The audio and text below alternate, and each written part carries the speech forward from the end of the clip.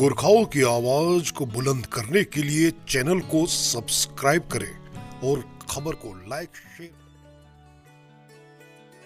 बीते 20 अगस्त के दिन भारतीय गोरखा परिसंघ वाराणसी मंडल के तत्वाधान में 34वें नेपाली भाषा मान्यता दिवस और गोरखाली तीज उत्सव का सफल आयोजन किया गया। भारतीय गोरखा परिसंघ वाराणसी मंडल के संयोजक दिल बहादुर थापा ने जानकारी देते हुए बताया कि इस कार्यक्रम में मुख्य अतिथि के रूप में कैंट वाराणसी के विधायक सौरभ श्रीवास्तव मौजूद रहे। कार्यक्रम की अध्यक्षता चंदन सिंह थापा ने की। प्रतिभा सिंह थापा ने तीज के महत्व पर और नेपाली भाषा मान्यता दिवस पर राधिका भट्टराई ने जानकारी देते हुए प्रकाश डाला। कार्यक्रम का संचालन मीनू थापा ने किया। कार्यक्रम के दौरान कई मजेदार खेल और शानदार नृत्य गीत संगीत के प्रस्तुतियों ने कार्यक्रम में 4 चांद लगा दिए। तीज कार्यक्रम में उषा राणा को तीज क्वीन का खिताब दिया गया। नेपाली भाषा मान्यता दिवस एवं तीज के सफल कार्यक्रम के लिए भारतीय गोरखा परिसंघ के प्रदेश सलाहकार आनंद प्रकाश जोशी, मंडल संयोजक दिल बहादुर थापा, जिलाध्यक्ष चंदन सिंह का सभी ने विशेष धन्यवाद दिया।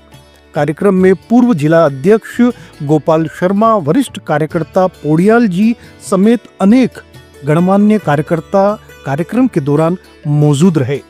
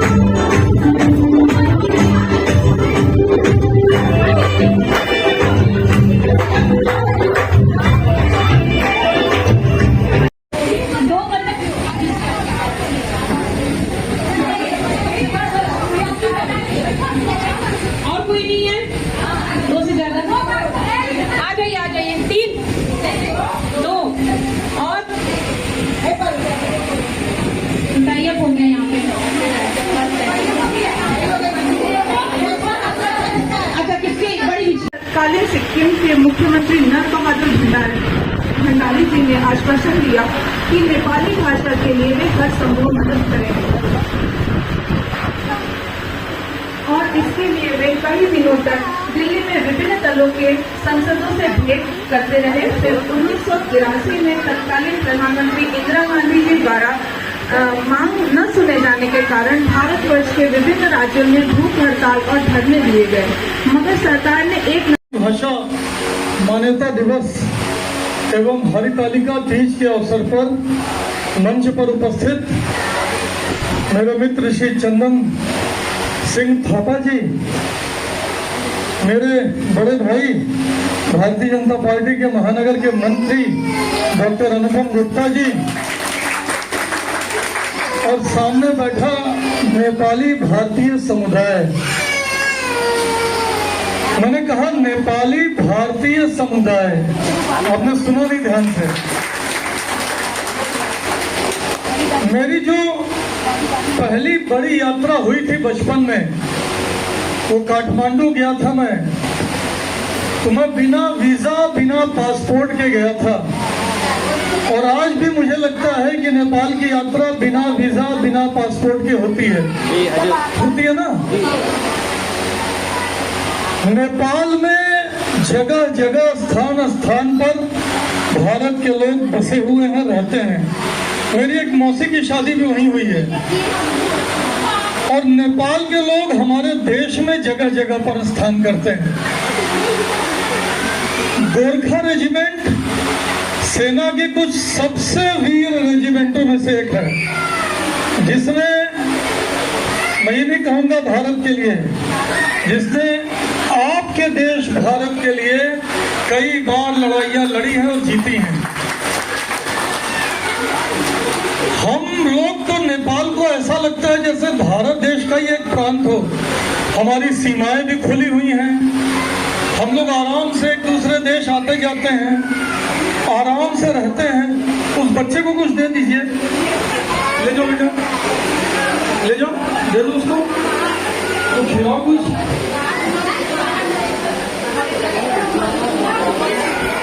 अरे मारिए मत उसको, एक मोबाइल खोलिए, उसको दे दीजिए कोई कार्टून लगा के,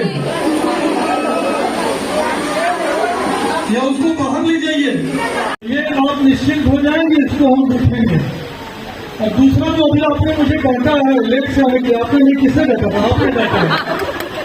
मैं सुबह 7 बजे घर से इन कपड़ों में निकला हूँ, सुबह 7 बजे।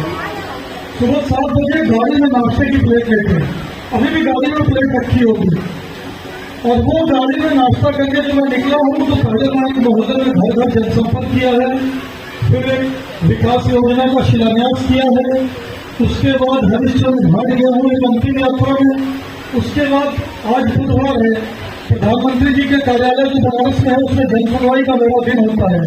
11 बजे मैं वहाँ जाके बैठ गया हूँ, और मैंने पहले ही बताया था कि अगर आप बुधवार रखेंगे तो ये दिक्कत होगी कि जब तक जनसुनवाई में लोग रहेंगे तब तक मैं उठ नहीं पाऊंगा।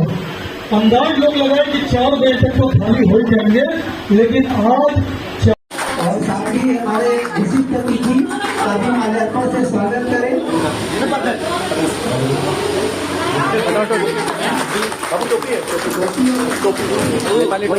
नहीं पहिला पटुका बहादुर है, लेकिन जब उन्हें हक देने की बात आती है तो शासन प्रशासन दोनों ही मौन हो जाती है। हमारे प्रत्यावेदनों पर शासन मौन हो जाता है। वजह से हम कहते हैं DTC 39 गोरखा रेजिमेंट यहाँ पर है, लेकिन जब हमारा शासन कहता है कि यहाँ तो गोरखा रहबे नहीं करते, 0 है। बड़ा हास्यप्रद स्थिति है, कैसे किसी ने लिख दिया ये 0 संख्या।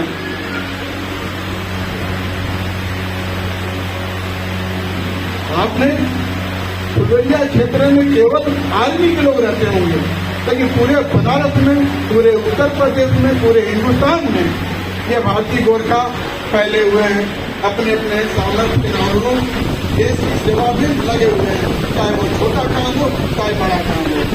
मैं SSPD हॉस्पिटल कबीरचौरा से सेवानिवृत्त हुआ हूँ, स्टेट गवर्नमेंट के मेडिकल विभाग की सेवा करते हुए, और मेरा बेटा मल्टीनेशनल कंपनी में जॉब कर रहा है थाने में, और मेरे जैसे बहुत से ही परिवार के सदस्य इसी तरह से देश की सेवा कर रहे हैं।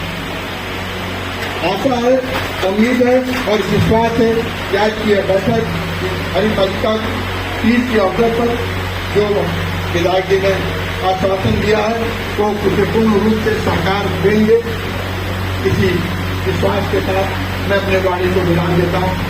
जय नेपाल, जय भारत, जय गोरखाली।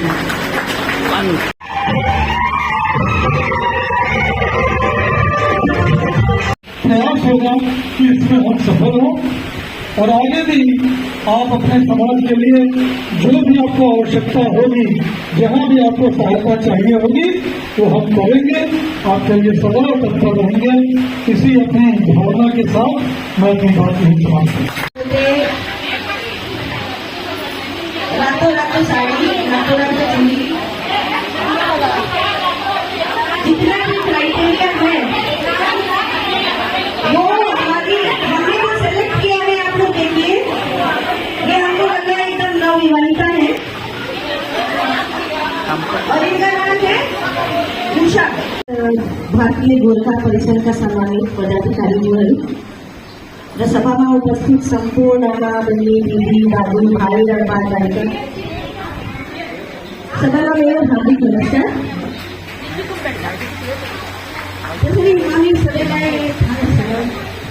आज आम्ही या हरितालिका तीज महोत्सव मनवला तो लागेल बेला भाई को छो आज नेपाली भाषा पनि छ।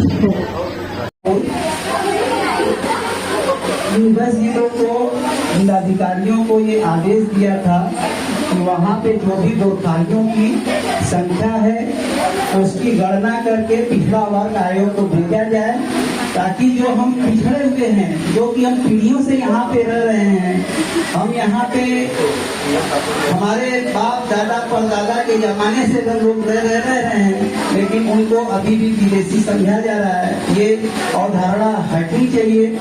हम यहाँ के हैं, हम यहाँ के। चार बनाने देंगे। अरे यार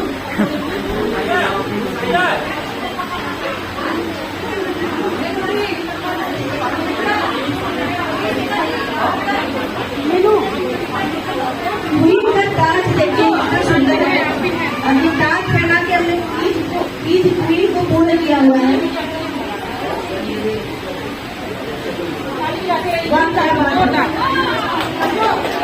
बहुत सुंदर, तालियां तो बजती रहनी चाहिए भाई। और आगे से आप लोग भी प्रेरणा लीजिए कि जब भी किसी भी नेपाली कार्यक्रम में जाए, गोरखाली कार्यक्रम में, तो पूरे अटायर के साथ जाए, ताकि मौका आपके हाथ ही आए। मेरे पास तो नहीं, ये तो लगा क्या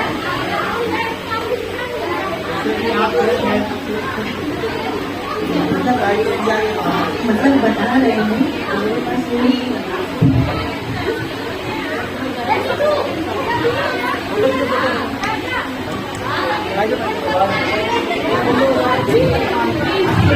तालियां बजाइए उनके लिए।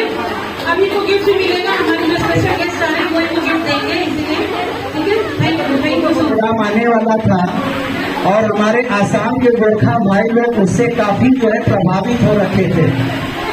तो ये भारतीय गोरखा परिषद ही एक ऐसी संस्था थी जो अपने पैसे से उनके लिए लड़ी।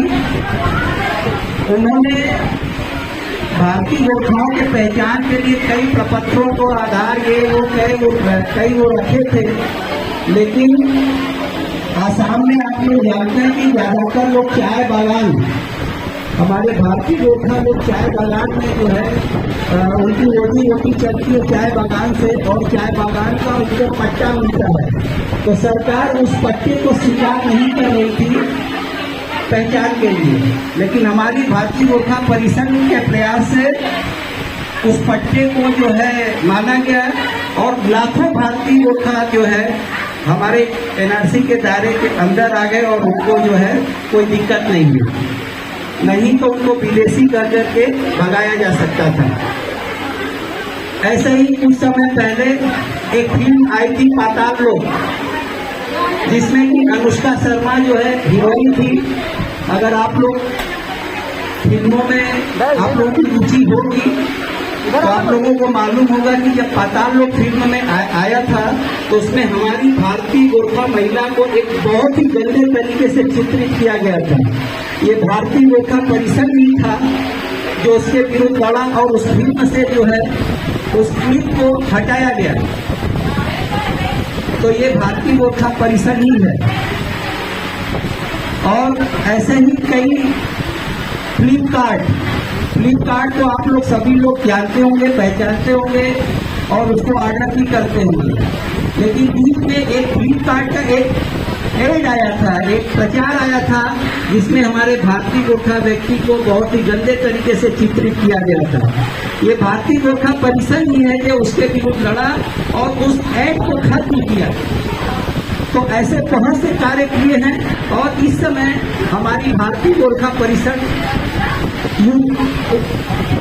पूरे देश के 22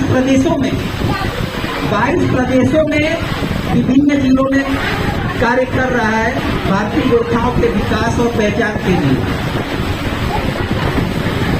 और यूपी में हमारी इस समय लड़ाई है कि हमें पिछड़ा वर्ग में सम्मिलित किया जाए। पिछड़ा वर्ग में सम्मिलित होने का ये मतलब नहीं है कि कोई बहुत है तो वो पिछड़ी जाति का हो गया। हमारा एक समुदाय है गोरखा समुदाय, जो कि, और आप लोग को मालूम होना चाहिए कि प्रदेश के 12 राज्यों में गोरखा समुदाय को पिछड़े वर्ग का दर्जा मिला हुआ है। भारत के 12 राज्यों में गोरखाओं को पिछड़ों का दर्जा मिला हुआ है, लेकिन हमारे उत्तर प्रदेश में गोरखा शून्य है। अभी कुछ दिन पहले काफी संघर्ष के बाद पिछड़ा वर्ग आयोग ने उत्तर प्रदेश के 10 जिलों को आदेश दिया था कि उसमें बनारस, आगरा, लखनऊ, कानपुर, गोरखपुर, महाराजगंज ऐसे 10 जिले थे जिसमें आदेश दिया गया कि गोरखाओं की जो है संख्या का जो है जानकारी पिछड़ा वर्ग आयोग को दिया जाए, लेकिन जिलाधिकारी या जो कर्मचारियों के लापरवाही से अभी भी कई जिलों में हम लोगों को शून्य दिखला दिया गया है। तो हम लगातार लड़ रहे हैं कि हमको पिछड़ा वर्ग का वो मिल जाए, जिससे हमारी जाति, हमारा समुदाय रजिस्टर्ड हो जाए उत्तर प्रदेश के जाति के सूची में। और आप लोगों से, सब दीदी बहनी लोगों से अनुरोध है कि अभी आगामी आने वाले दिनों में जनगणना सर्वे होने जा रहा है भारत का। तो आप चाहे किसी भी जाति के हों, चाहे आप बाउन हो, क्षेत्रीय हो, ठकुरी हो, मगर हो, जिस भी उसके हो, आप सभी को जब जनगणना करने वाले आएंगे तो उनको अपना समुदाय में गोरखा लिखवाना है। जब जनगणना करने वाले आएंगे तो उनको अपना गोरखा लिखवाना है अपने जाति में। उपजाति में आप अपना कुछ भी लिखवा सकती है, जो भी हो आप मगर हो, बाहुन हो, जो भी उपजाति है आपको जाति लिखवाना है। उसमें थोड़ा सा भाषा को लेकर के अभी हम लोग का वो मंथन चल रहा है कि हमको भाषा गोरखा लिखवाना है या नेपाली लिखवाना है। हालांकि संविधान में नेपाली को सम्मिलित किया गया है, लेकिन उसके बाद उस नेपाली गोरखा को भी उसमें जोड़ा गया है। तो इसलिए हमको अभी इस पर मंथन करना है कि भाषा में हमको क्या लिखवाना है, जिससे कि हमारा समुदाय, हमारी जाति की एक पहचान सरकारी दस्तावेजों में हो जाए। और जो दिक्कतें हमको आती हैं, अगर जैसे कि पिछड़ा वर्ग के लिए हम लोग लड़ाई लड़ रहे हैं, अगर पिछड़ा वर्ग का हमको फायदा मिल जाएगा तो हो सकता है आने वाले दिनों में हमारे बच्चे जो थोड़े नंबर से कंपटीशन में पिछड़ जाते हैं, उसका फायदा हम लोगों को मिल सकेगा। तो इन सब चीज़ों को आप लोग ध्यान रखिएगा। ये आने वाले दिनों में जो जनगणना होगा, ये आप लोगों को ध्यान देना है, क्योंकि शायद आपके पति, आपके बेटे बाहर कमाने गए हों, घर में आप ही लोग रहेंगी और आप लोगों को ये मालूम होना जरूरी है। तो इस बात को ध्यान रखिएगा। और इसी के साथ मैं अपने शब्दों को विराम देता हूँ और कार्यक्रम को आगे बढ़ाने के लिए मैं मिनी जी को आमंत्रित करता हूँ।